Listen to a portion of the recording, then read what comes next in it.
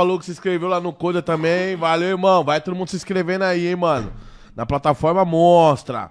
Marginais que tentaram matar o meu pai. Qual que foi essa? Tentaram ou não? Mataram. Hã? Meu pai morreu baleado, porra. Eita porra. É, meu pai morreu baleado em 98, cara. O meu pai morreu em 98 baleado, mas não foi em tipo, execução. Foi uma situação comum de violência tradicional, né, do dia a dia, num assalto. Meu pai tava num supermercado, que era de um primo dele.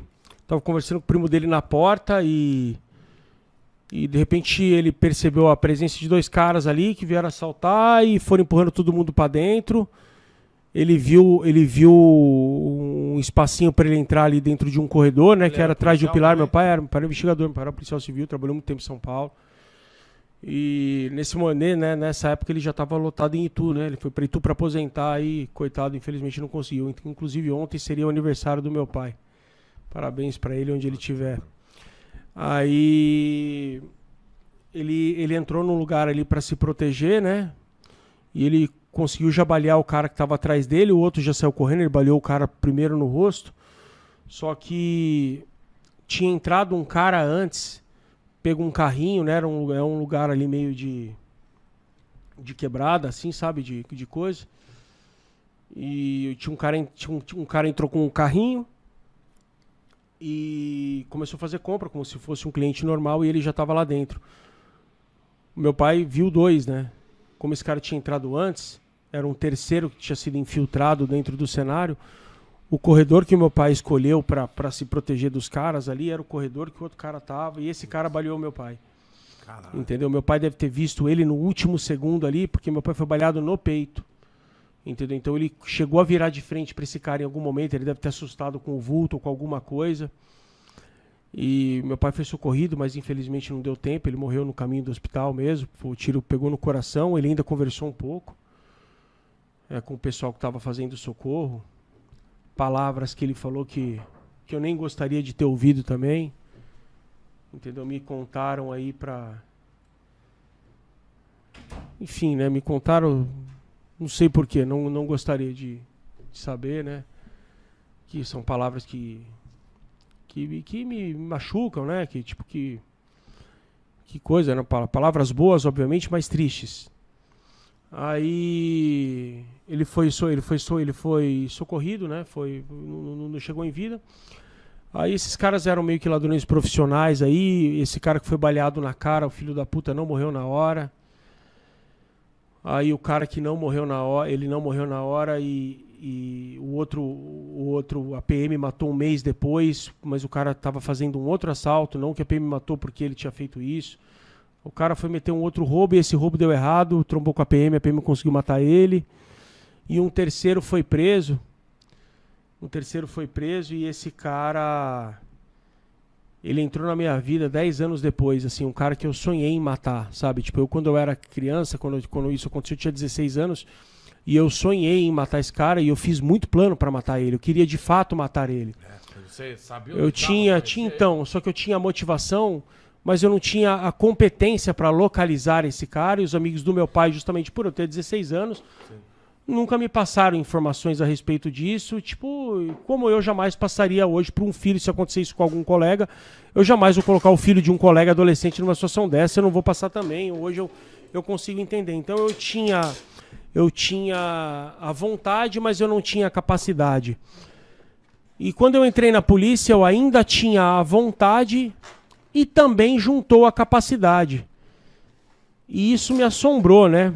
Que fique claro que atos preparatórios no Brasil não é crime.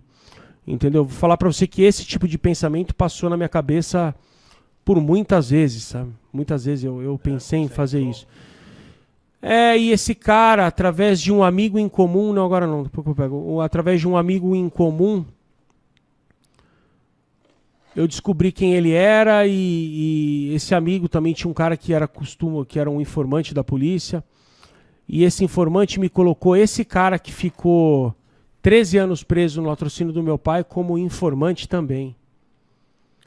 Ele falou assim, eu tenho um cara assim assado, ele chegou e falou assim, então tem um cara que vai passar um trampo pra gente, o cara tá fudido lá, mas ele tem um monte de informação boa, é um cara que pá, que pum, um cara é legal, gente fina, beleza, e quem é o cara? Sem saber que você conhece.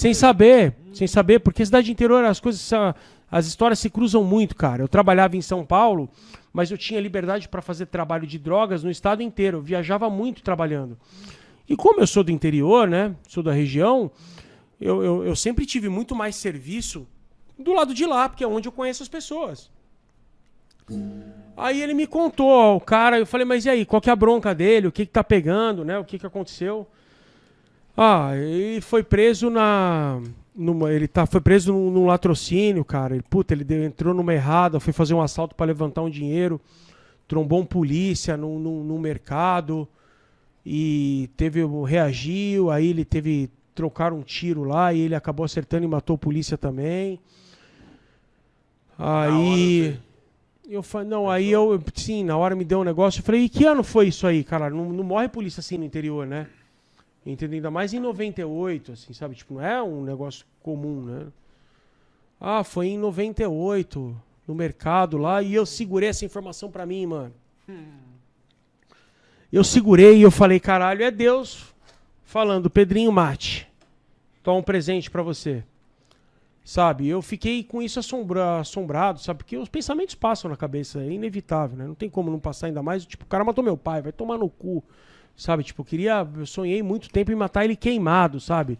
Apagar, queimar, apagar, queimar, apagar, queimar. Eu sonhei muito tempo com isso, sabe? Tipo, porque o cara, pô, eu tinha 16 anos, esse cara fudeu a minha vida, mano.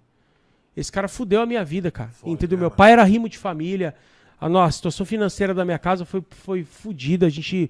Pela primeira vez na história a gente deixou de ter carro, sabe? Tipo, minha mãe se virou pra caralho, a gente não tinha dinheiro direito pra fazer compra.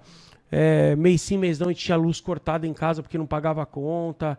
Porra, entendeu? Minha irmã teve um problema de saúde que desenvolveu de fundo emocional por causa da morte do meu pai. Minha irmã tinha 13 anos. Cara, ele deixou minha casa cinza até o nascimento da minha filha. Esse cara fudeu a minha vida, mano. Esse cara fudeu a minha vida. Sabe, ele desgraçou. A minha casa perdeu o brilho com a morte do meu pai, porque a gente era muito unido nós quatro. Né, mas muito. Tipo, eu tinha 16 anos, eu sentava no colo do meu pai, sabe, beijava meu pai, como se eu tivesse 5. Sabe, tipo, meu pai é meu herói a vida inteira, sabe? O cara fudeu minha vida, mano.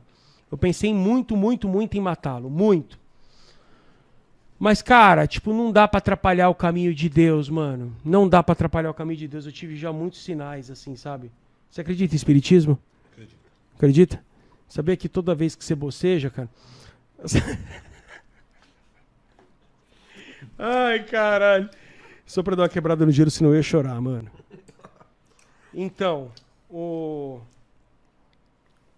aí esse cara surgiu, eu falei, porra, é ele, né? E eu comecei a observar e não sei o que. Aí eu descobri que esse cara, ele tinha, logo que ele ficou na cadeira, ele teve um derrame, cara. Ele teve um derrame e ele ficou, tipo, na cadeira de rodas, tipo, se cagando. Ele teve uma vida bastante difícil, foi ajudado pra caralho pelos presos, por família, pobre, duro, fudido, dormindo com um rato, sabe?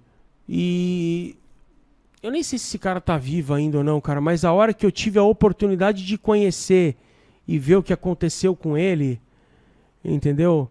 Eu senti um alívio muito grande de não ter matado esse cara, porque esse cara sofreu muito mais. Esse cara sofreu muito mais. Às vezes quando você mata o cara, você pune um filho. Você não pune o cara que morreu. E o filho não te fez nada, sabe? Aquela coisa assim. Então, cara, a hora que eu assisti o estilo de vida daquele cara, tipo, o cara na fralda, sabe? Tudo desgraçado, mano. Sabe? Tipo, e novo de idade, sabe? Ele não era um cara velho. Eu falei, tipo, pelo amor de Deus, sabe? Tipo, eu sei que tem pessoas que às vezes estão nessa situação.